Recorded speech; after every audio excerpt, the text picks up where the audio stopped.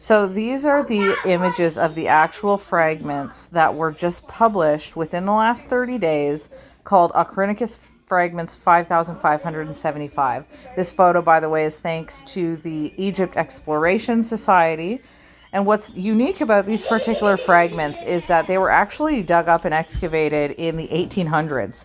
But in the city or location of Acronicus, where these fragments were found, there were over 5,000 things to go through. Fragments, scripts, scrolls, texts.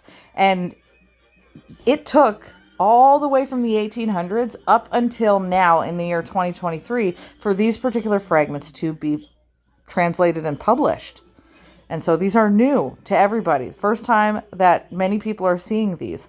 What is unique about these fragments, though, is that usually we could have a book that might be called the Book of Matthew or the Book of Mark. And they are usually written in their own book. Or at least they're given their own chapters, right? That's how we see our modern Bibles kind of laid out. But these particular fragments here, what they have on them is a sentence of the book of Matthew, followed then by a sentence of Luke, followed then by a sentence of the Gospel of Matthew. Like imagine, and here's my little paintbrush right here. Let's see. Whoops. Say this sentence is Matthew, and then right next to it is the Gospel of Thomas, and then back to Matthew, back to Thomas, and then over to Luke. Insinuating that these are all in one chapter or page or book. For some reason, this particular fragment, which is one of the earliest fragments we have, it was dated to the 2nd century, which is like 100 AD and onwards, right? Really close to the time of Jesus. Why is it that early Christians had all of these books written down on the exact same page? But most importantly, why is the Gospel of Thomas written on it as well? Especially notably because the Gospel of Thomas is a heretical book. It was literally declared a heretical book by, the Pope. The good old Catholic Church in 1945 declared this as a heresy.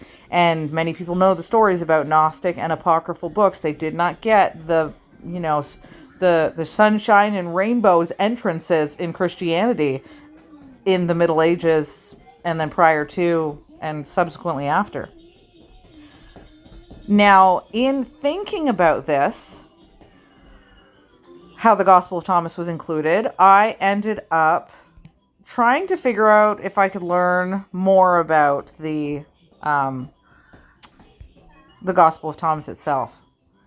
I mean, I've read it by reading the translations that Marvin Mayer gave to everybody, but I kind of wanted to look at it not just by reading the translations myself, but instead by trying to look at things through the eyes of a scholar. And so what I ended up doing was looking to see if any scholars had written some books about the Gospel of Thomas, and Elaine Pagels was one such scholar.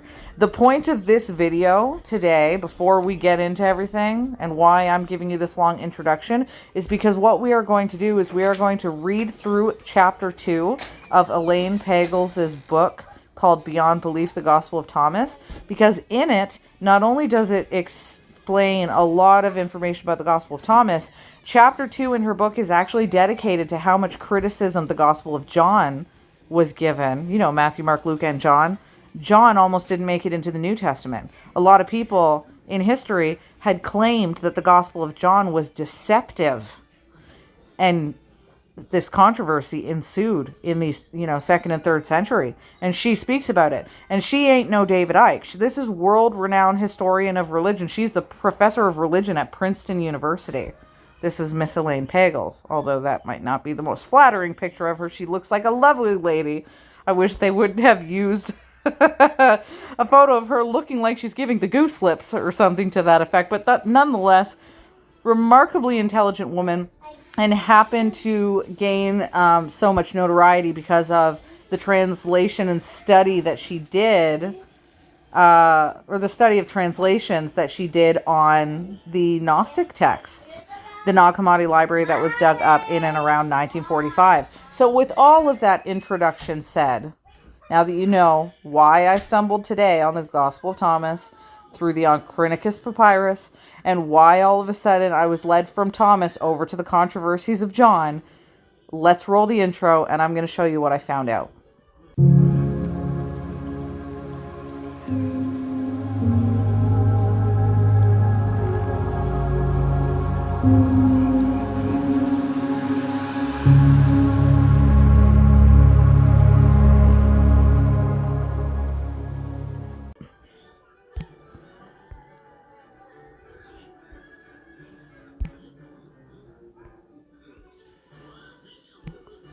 All right. So, Beyond Belief, Elaine Pagels, the PDF. This is the book that she has written right here. We're going to open it up so long as my phone is cooperating with me. And if you didn't know, all of the videos that I make for you on this YouTube channel, or any of the videos that I make on my TikTok or my Instagram, or the videos of like super lengthy research that I do on my Patreon, I make them on my phone. Yay, Samsung S10. Hello, Power Director. Those are the two programs that get me through everything. And so if you see me kind of mucking around on a mobile screen with pretty damn good resolution here, that is how I'm operating. So here's the book, national bestseller, Beyond Belief, the Secret Gospel of Thomas by Elaine Pagels. And we are going down to page 16, the beginning of chapter 2. It's only 115 pages, so honestly I could finish this in a couple of days. But I was fascinated to see what she found in here. Now, I'm going to start off, where should I start off here? Right here. This section up here that says, in 1979, Elaine Pagels says this.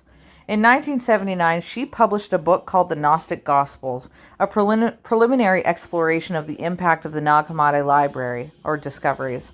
Now, about 20 years later, many scholars say that these texts may not be Gnostic, since many of us are asking what the perplexing term Gnostic even means. Insofar as Gnostic refers to one who knows, that is, who seeks experiential insight. It may characterize many of these sources accurately enough, but more often the Church Fathers had used this term Gnostic derisively to refer to those they dismissed as people claiming to know it all. One thoughtful scholar, Michael Williams, suggests that we should no longer use the term, and another, Karen King, demonstrates its many connotations.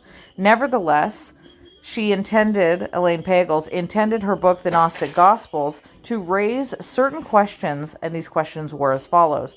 Why had the Church decided that these texts were heretical, and that the only canonical Gospels were orthodox, and who made these decisions, and under what conditions? And as Elaine and her colleagues looked for answers, she began to understand the political concerns that shaped the early Christian movement. Thanks to research undertaken since that time and shared by many scholars throughout the world, what that book attempted to offer as a kind of rough charcoal sketch of the history of Christianity, now, 20 years later, can be seen, 20 years later when she wrote this book I'm reading now. Now it's like Christianity can be seen under an electron microscope, yielding considerably more clarity, detail, and accuracy. What Elaine focuses on in this book now that she's written 20 years later is how certain Christian leaders from the 2nd century through the 4th century came to reject many other sources of revelation and construct instead the New Testament gospel canon of Matthew, Mark, Luke, and John, along with the canon of truth, which has become the nucleus of the later creeds that have defined Christianity to this day. As she worked with many other scholars to edit and annotate the Nag Hammadi texts, the Gnostic texts, we found that this research gradually clarified and complicated the understanding of the origins of Christianity. For instead of discovering a purer, simpler early Christianity that many had been looking for, they found themselves in the midst of a more diverse and complicated world than any of them could have imagined. For example, many scholars are now convinced that the New Testament Gospel of John, probably written at the end of the 1st century, emerged from an intense debate over who Jesus was or is. And to Elaine Pagels' surprise, having spent many months comparing the Gospel of John with the Gospel of Thomas, which may have been written at about the same time, Elaine has now come to see that the Gospel of John was written in the heat of controversy to defend certain views of Jesus, and it was written directly to oppose others. So I'm just going to give my commentary here to kind of summarize what that means if you don't kind of get what she's saying. Through studying with months of analysis with a team of scholars, when she looks at the Gospel of John, the one that we have in the Bible, again, Matthew, Mark, Luke, and John, it seems evident to her that the style that John was written in the heat of controversy to defend views that those Christians had, but also it is as if the book was created to oppose other views. There are a few different ways you can write a book. One way is because you just think something up because you're having a good day. Maybe another way or style of writing a book, as a part of my commentary here, is when you know something in history and you just want to write down facts, just because maybe you love that particular story of history. But there is another reason to write a book, and many authors have done this when they write a book because they hate something.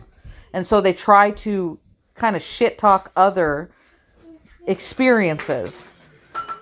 For instance, anybody who ever wrote a book about Justin Trudeau when they hated him.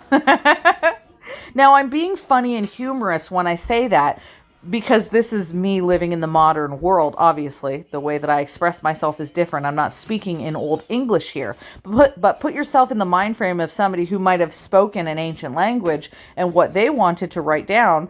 There are some people who may have actually chose to write a book because they specifically didn't like something that other people were talking about, and they desired to write a book to disprove and oppose other people. That's what Elaine is saying.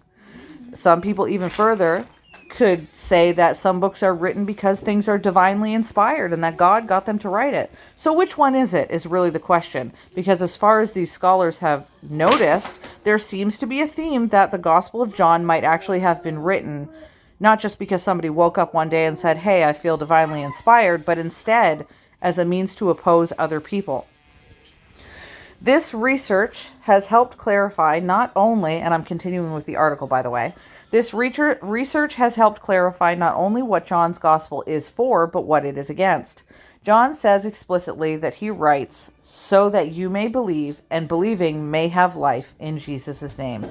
What John opposed, as we shall see, includes the Gospel of Thomas, teaching that God's light shines not only in Jesus, but potentially at least in everyone.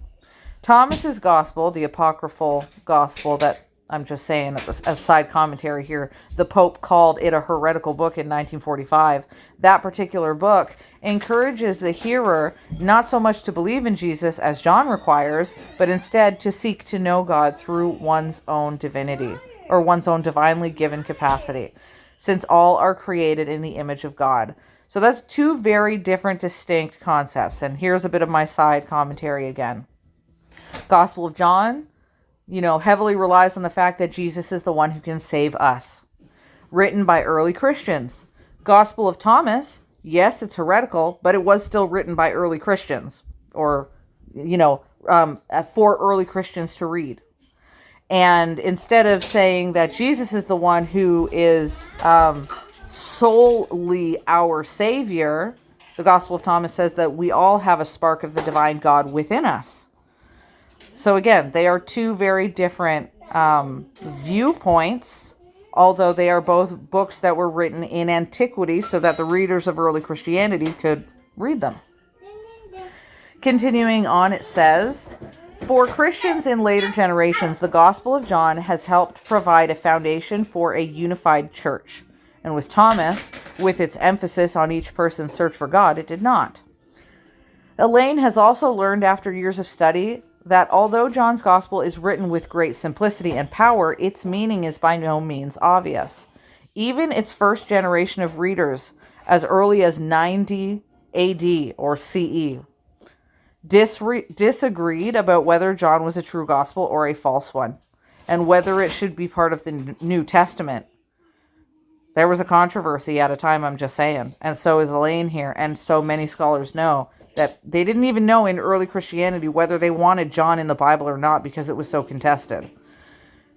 Her book continues to say, Elaine's here, continues to say, John's defenders among early Christians revered it as the Logos Gospel, or the Gospel of the Divine Word or Reason, and derided those who opposed it as irrational. And its detractors, by contrast, were quick to point out that John's narrative differs significantly from those of Matthew, Mark, and Luke. And as Elaine compared John with these other Gospels, she saw that at certain points this was actually true, and that some of these differences are much more than variations on a theme. At crucial moments in its account, for example, John's Gospel directly contradicts the combined testimony of the other New Testament Gospels. We have seen already that John differs in its version of Jesus' final days. Moreover, while Mark, Matthew, and Luke agree that disrupting merchants doing business in the temple was Jesus' last public act, John makes it Jesus' first act. The other three Gospels all say that what finally drove the chief priests and his allies to arrest Jesus was this attack on the money changers at the temple when Jesus was in Jerusalem. Quoted as saying, "He entered the temple and began to drive out those who were selling and those who were buying in the temple. And he overturned the tables of the money changers and the seats of those who sold doves. And he would not allow anyone to carry anything through the temple." Mark says of this shocking incident that when the chief priests and scribes had heard of this temple incident, they kept looking for a way to kill Jesus. And Matthew and Luke agree with Mark that the temple authorities had Jesus arrested shortly after. But in the Gospel of John, it places this climactic act at the beginning of his story to suggest that Jesus' whole mission was to purify and transform the worship of God. John also increases the violence of the scene by adding that Jesus had knotted a whip out of small cords and drove them all out of the temple. Honestly, when I think about that as some side commentary, Jesus was not exactly the biggest pro-violent individual, if you catch my drift.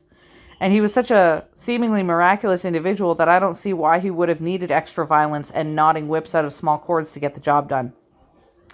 Her book continues on to say, unlike the other gospel writers, John also mentions no immediate repercussions for this act. Probably because, in Elaine's understanding here, had Jesus been arrested at this point, then he would have no story to tell in the Gospel of John. Because if you arrest him at the beginning of the story, then where's the rest of the story? And again, remember, the Gospel of John is written differently than the Gospel of Matthew, Mark, Luke, and Luke. So John, if they arrested him at the beginning of John's Gospel, then what the heck was John going to write about in the rest of it? In any case, John doesn't put that arresting in the beginning of the story.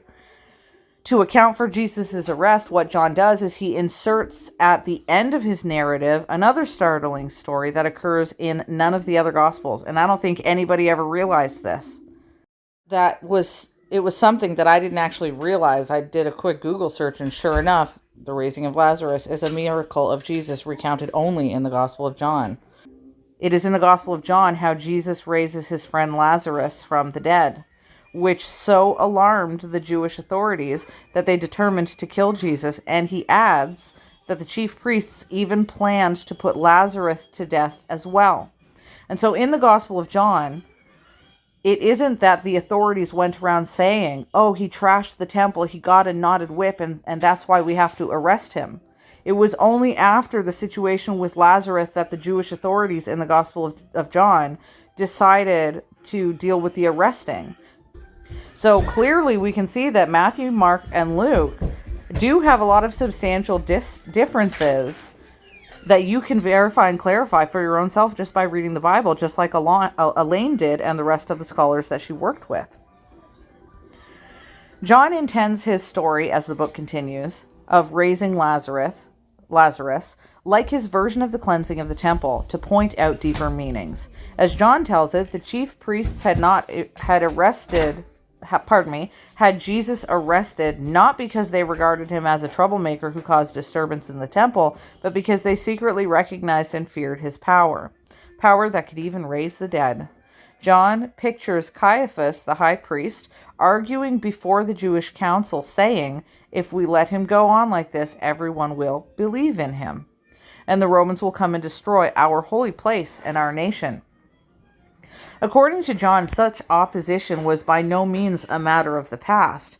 Even in his own time, about 60 years after Jesus' death, those who opposed Jesus and his followers still believed that everyone will still believe in him, or still feared that everyone will still believe in Jesus.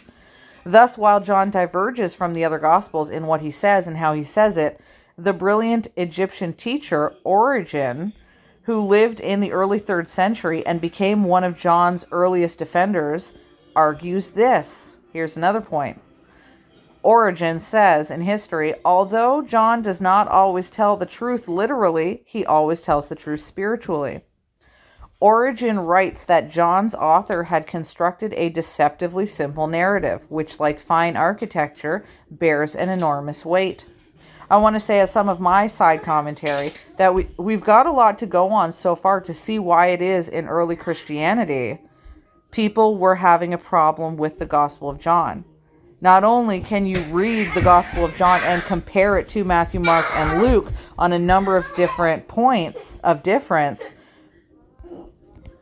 but in history you had world-renowned teachers, and Origen was actually somebody who was one of the earliest well-known commentators on biblical tradition, who said that he supports John's gospel going into the Bible, but even he had to admit that John doesn't always tell the truth, right? That's a very interesting way to have to face the reality that Origen could never just go around and say, yep, John always tells the truth, or the people that he was speaking to would have thought he was an idiot because there was so much controversy going around. So even when he had to support John and he wanted the Gospel of John into the New Testament canon, he still had to bite his lip a little bit and agree with the rest of the people, saying, yeah, okay, he doesn't always tell the truth literally, but hey, at least he does tell the truth spiritually. According to Origen, though, who's to say whether or not that was according to God?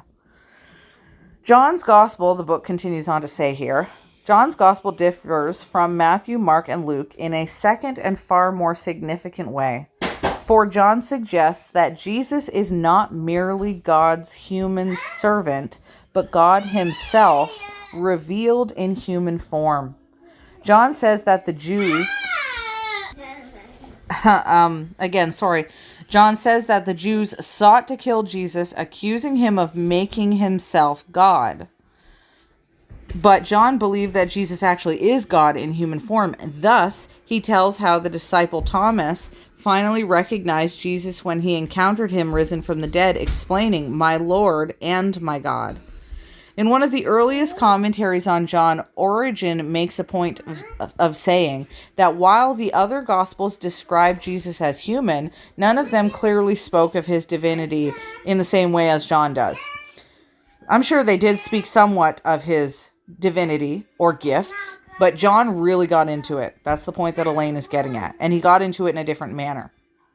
Elaine continues to say here that she's almost posing a question that we would ask to ourselves. In fact, that's exactly what she's doing. She writes, but doesn't the other Gospels also say that Jesus is God? Doesn't Matthew and Mark, for example, call Jesus Son of God? And doesn't this mean that Jesus is virtually almost genetically the same as God? Like most people who grow up familiar with Christian tradition, a lot of us have assumed that all the Gospels say the same thing, or at most offer variations on a single theme, because Matthew, Mark, and Luke share a similar perspective. Scholars call these Gospels synoptic, after all. That literally means that they see together. Now, it wasn't until Elaine was in graduate school when she investigated each Gospel, so as far as possible in its historical context, and she saw just how radical it is John's claim that Jesus is God manifest in human form. Radical, especially to, I would think, this is me saying my commentary now, radical in the eyes of the early Jews, because it was a big no-no to say that you were God to them. And John was going to have to convince a lot of Jews and a lot of Greeks of this concept. It wasn't just a big no-no to the Jews. Imagine how the Greeks felt about this too. Although Mark and other evangelists use titles that Christians today often take as indicating Jesus' divinity, such as the phrase Son of God or the word Messiah, in Mark's own times, I want you to pay attention to when she says this, okay? In Mark's own times, these titles designated human roles. So my commentary, and she's going to explain this a little bit later, the phrase Son of God to us nowadays makes us think of a son that was birthed from God. But in ancient Judaism and the Israelites of that day, the phrase Son of God was a specific title. It was a role. The word Messiah, as an example, was translated to mean anointed one, which was a ritual that a human had to go through that had to do with anointing with special oils or perfumes. To us, the word Messiah is this imagery of, almost like angelic, when we look at it from a modern standpoint.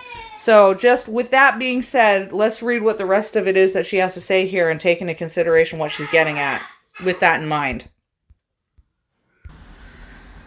So check this out. It says, the Christians who translated these titles into English 15 centuries later believed they showed that Jesus was uniquely related to God, and so they capitalized them. This is something she caught on to as a scholar looking into linguistics with her team. Capitalization of words is a linguistic convention that does not occur in Greek. And now this is a bit of my commentary. When we say capitalization, we're talking about how, for instance, in the book of Genesis, you might have taken the word Lord and put a capital L on it. Or you might have put the word God and put a capital G on it.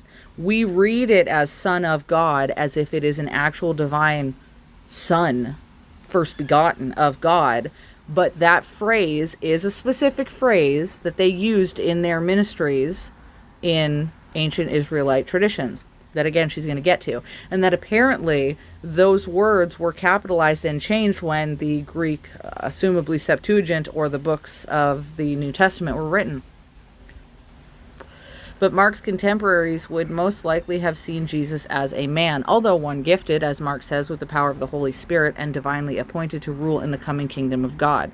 So Elaine Pagels is not debating that he has a seemingly divine nature in the sense of being connected to the Holy Spirit, but she's looking at how Matthew, Mark, and Luke would have understood the phrase Son of God or Messiah versus how John proposes it to be. Her book continues on to say,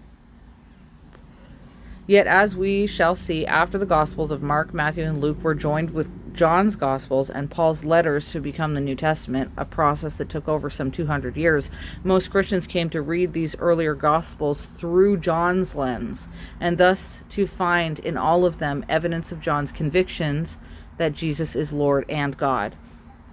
The Gospels that had been discovered in 1945 in Upper Egypt, however, offer different perspectives. For if Matthew, Mark, and Luke had been joined with the Gospel of Thomas instead of with John, for example, or had both John and Thomas been included in the New Testament, then Christians probably would have read the first three Gospels quite differently. And that is again to say that because the Gospel of Thomas is written where not only Jesus is divine, but that all humans have the divine spark within them. Again, quite contradictory to the understanding that you might find in the Gospel of John. So ultimately, Elaine Pagels is saying, again, just to reiterate if you didn't catch it, if we had Matthew, Mark, and Thomas all written together, we probably would have looked at the Bible totally differently. But instead, John was what was put in there, and so Christians were led through the lens of John. We've kind of believed through John's lens all of these years. What I think is really fascinating about that is she wrote this book like 20 years ago now. Now we're in the year 2023, and 1 month ago, what was discovered, or at least released in publication, was the Ochronicus Papyrus 5575 fragments that we just had spoken about at the beginning of this video. And what is on those 2nd century fragments? Matthew, Luke, and the Gospel of Thomas written together, and not John. So when she says perhaps early Christians would have looked at Christianity totally differently if Thomas was actually incorporated into their belief system more thoroughly, they could have perceived Christianity as a whole so much more differently. And now we realize, maybe Elaine was onto something. She mentioned it 20 years earlier, and all of a sudden the fragments came out that, yeah, Christians actually could have viewed it through the lens of Thomas.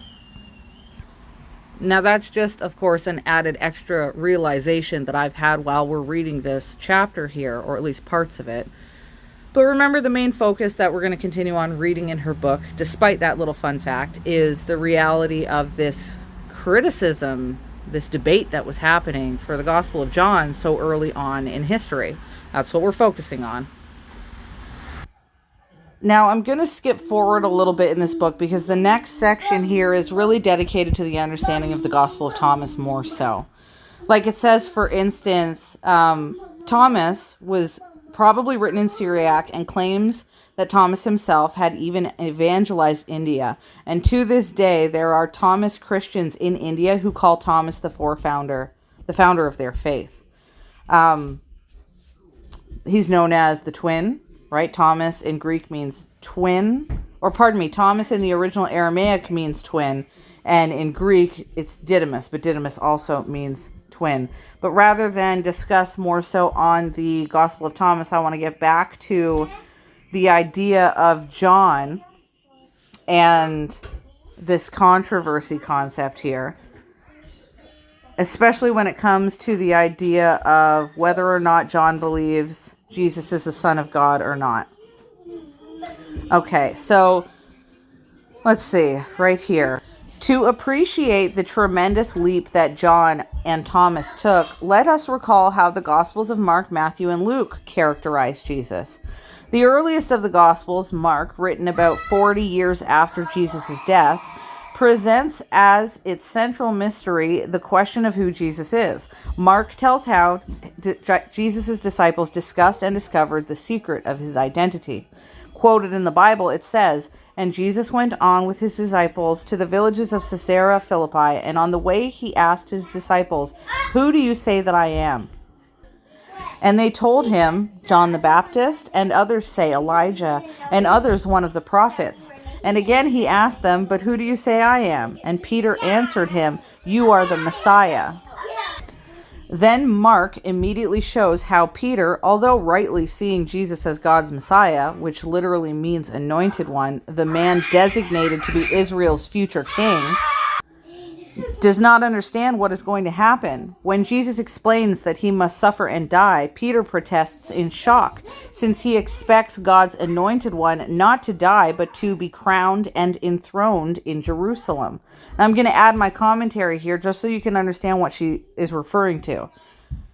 In Israelite tradition, you are not allowed to be God. You can be the Messiah, but to the Israelites, the word Messiah did not mean God. It meant you were the person who was going to free the people. Not free them, but save his people. Remember in Matthew, they say, "Who you will have a son named Jesus, and you will call him Emmanuel, for he will save his people." That's what Israelite usage of the word Messiah means. It doesn't mean one begotten of God, only Son of God. It means anointed one who's going to be a future king of Israel. And that's why Peter was in shock, because Peter knows what the definition of Messiah is in his day and age. Peter protests in shock since he expects God's anointed one not to die, but to be crowned and enthroned in Jerusalem.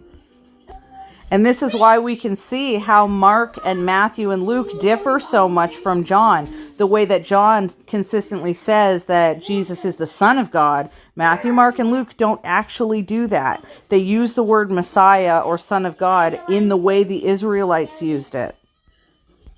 And in a little bit down in her book, she gets into the specifics of that. You see, during Israel's ancient coronation ceremonies, the future king was anointed with oil to show God's favor, while a chorus was usually singing one of the ceremonial psalms, proclaiming that when the king is crowned, he becomes God's representative, his human son. Thus, when Mark opens his gospel saying that this is the gospel of Jesus, the Messiah, the Son of God, since Mark is relaying to Israelites and the Jews of that day, he's announcing that God has been chosen as Jesus to be the future king of Israel, right? I mean, even at the end of his crucifixion, what does it say? It says King of the Jews. The idea was a king. The phrases Son of God and Messiah in early Christianity and Israelite tradition was a kingship thing. You were still supposed to go on a throne in the middle of the city of Jerusalem. That's why it was so, devastating to a lot of Jews who believed that Christ was the king, that he got crucified. Because how do you have a king in the middle of Jerusalem in the holy city when he just died? These are titles that they used for certain actual ritual roles in their coronation ceremonies. Please forgive me, by the way, with the noise of my children in the background. I was recording in good silence, and they've decided to create a pillow fort in the middle of my living room. In Mark, Jesus instead also characterizes himself as Son of Man, the meaning of which is ambiguous. Often in the Hebrew Bible, Son of Man means nothing more than a human being. For instance, when it came to the prophet Ezekiel, he was often referred to and addressed as Son of Man, which was often translated as the word mortal. Now remember, ultimately the reason that I am posting this, reading through some of this chapter and giving some of my commentary, is so that we can kind of get into the minds of people back in the early 1st and 2nd century who initially held these books, walked around with their scrolls, right? So that we can see some of the controversy that really primed this debate about whether or not the Gospel of John was going to be included in the Bible. Now, I know this channel is a Gnostic channel, so a lot of you guys probably wanted some information on Gnosticism, and I'm actually going to save that portion for the next video that I upload, because if there's a possibility that the Gospel of John is deceptive, then it certainly does explain some of the things that we might find in Gnostic Christianity. But additionally, the Gospel of John is a lot of the times referred to as having the same author as the book of Revelations. And if the Gospel of John's author is the same as the John of Patmos from Revelations, then what does that say about the legitimacy of the book of Revelations as well? And its ability to be potentially deceptive. As an example, in Gnosticism, or students of Gnosticism who look into the idea of Gnosticism and study the texts, whether it's the Dead Sea Scrolls or the Nag Hammadi texts or what have you, one of the things that often bewilders or confuses, even is a better word, or frustrates students of Gnosticism is the idea of how much violence is in the book of Revelation, when ultimately Jesus was very pro-love. And then by the time you get into Revelation, you've got a lot of seeming war happening in the name of Jesus, so to speak.